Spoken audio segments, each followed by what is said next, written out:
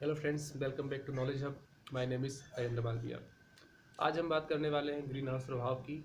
इसके अलावा हम बात करेंगे ओजोन लेयर डिप्लेशन की, वन और वन्य जीवों की, और साथ ही साथ हम बात करेंगे जल संरक्षण के बारे में। ठीक है ना। तो इन सभी चीज़ों के बारे में हम वन बाय वन तरीके से बात करने वाले हैं। तो आइए शुरू करते हैं ग्रीन हाउस इफेक्ट से, मतलब हरित गृह प्रभाव और जलवायु परिवर्तन। ये क्या होता है ग्रीन हाउस प्रभाव?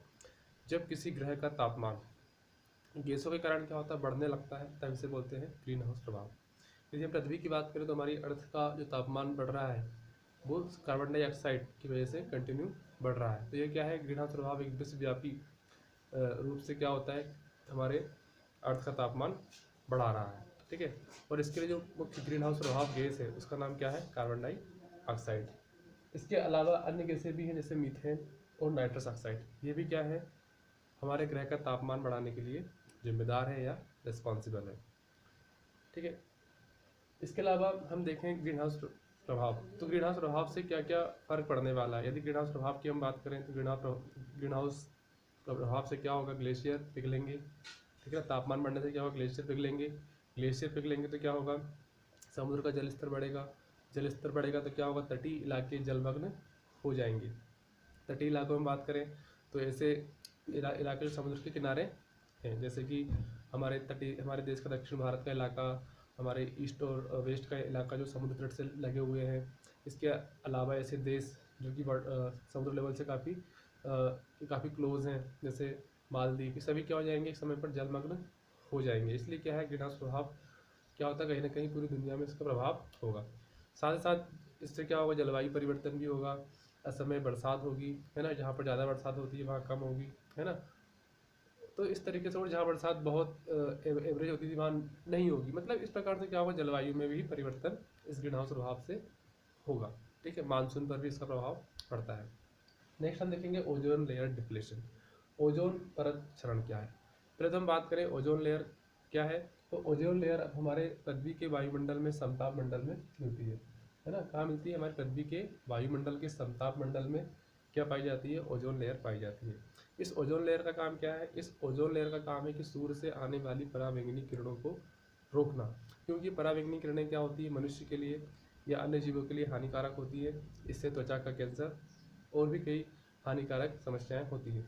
इसलिए इस ओजोन लेयर को रक्षा की छतरी या रक्षा कवच भी बोलते हैं। लेकिन हाल ही में 1973 में पाया गया कि इस ओजोन लेयर में क्या है, एक छिद्र है। इस छिद्र की वजह से क्या होता है, अल्ट्रावायलेट किरणें, पराबैंगनी किरणें सीधे ही धरती पर प्रवेश करती है और कई समस्याएं पैदा करती है।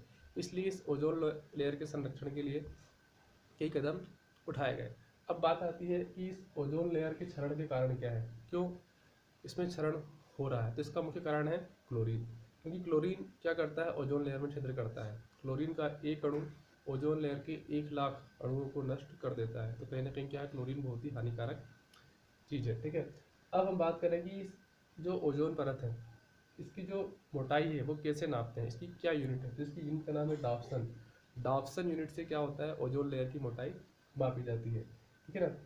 यदि हम बात करें ओजोन लेयर में क्षरण की, तो अभी वर्तमान में बहुत तेजी से क्या हो रहा है, इसमें क्षरण हो रहा है, जो कि बहुत ही एक बुरी खबर है। इसलिए इसका संरक्षण अति आवश्यक हो गया है। यदि हम बात करें कि सर्वप्रथम इसमें छिद्र कब देखा गया था, तो 1973 में देखा गया था। किसके द्वारा देखा गया, तो फॉरमैन द्वारा।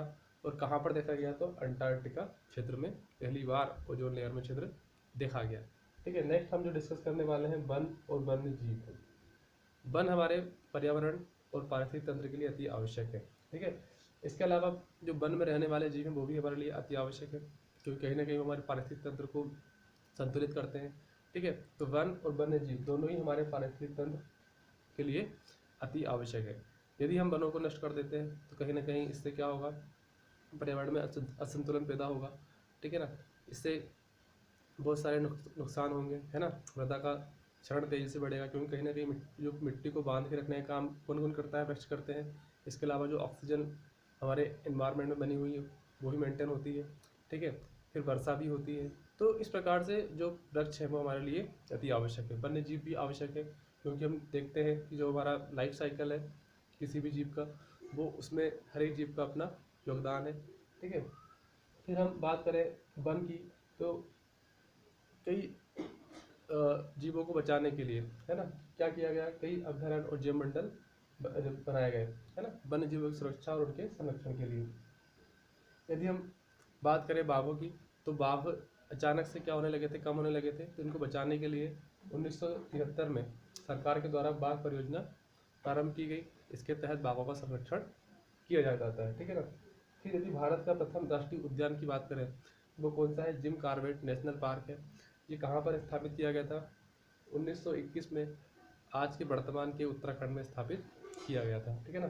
तो ये 1921 में पहली बार क्या बना था, भारत का राष्ट्रीय उद्यान या नेशनल पार्क बनाया गया था, और इसका नाम क्या था, जिम कॉर्बेट, ठीक है।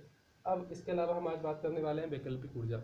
हम जैसे जानते हैं कि आज जो हम ऊर्जा के मुख्य साधन के रूप में यूज़ कर रहे हैं, कोयला है, पेट्रोल है, डीजल है, लेकिन संसाधन क्या है, लिमिटेड है, एक समय के बाद क्या हो जाएंगे, खत्म हो जाएंगे। इसलिए आवश्यकता किस बात की है कि एक नए वैकल्पिक ऊर्जा के स्रोत की खोज कर ली जाए। तो इस वैकल्पिक ऊर्जा स्रोत के रूप में सौर ऊर्जा का क्या हमारे लिए बहुत ही महत्वपूर्ण है, क्योंकि सौर ऊर्जा का जब व्यापक रूप से उपयोग होगा तो इससे क्या होगा, हमारे जो भविष्य की चिंताएं हैं ऊर्जा को लेकर बहुत समाप्त होंगी।